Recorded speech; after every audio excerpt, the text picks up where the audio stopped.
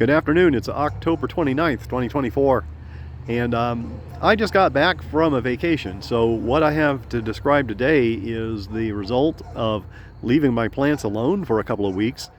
What I did was I took them inside the house and I put each tree in a tub like this. I tried to water it well and leave some water in the bottom, but what happened is I got good results on several trees and some very bad results on a few.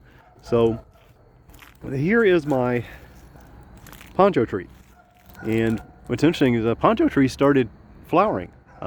So wouldn't really expect that this time of year, but it came out perfectly fine from being left alone for a couple of weeks.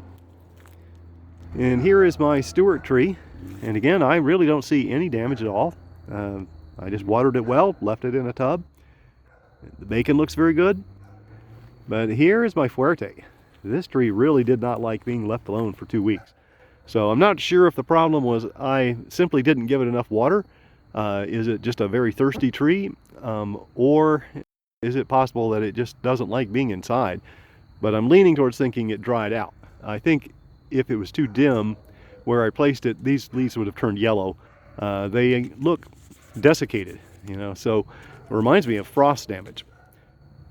So considering the experience I've had with this tree before, I know that it can take a lot of frost damage and it'll start sprouting again. It tends to make a lot of small buds, so I'm not panicking about this. I'll just have to monitor it closely. And I have kind of the same story here with this seedling. I don't know why this tree was so thirsty, but it didn't like being left alone. I apparently will need to give it much more water if I take it inside and leave it alone for a few weeks. So I'm going to make an assumption that the seedling vigor is probably going to give this tree better odds even than that grafted Fuerte over there.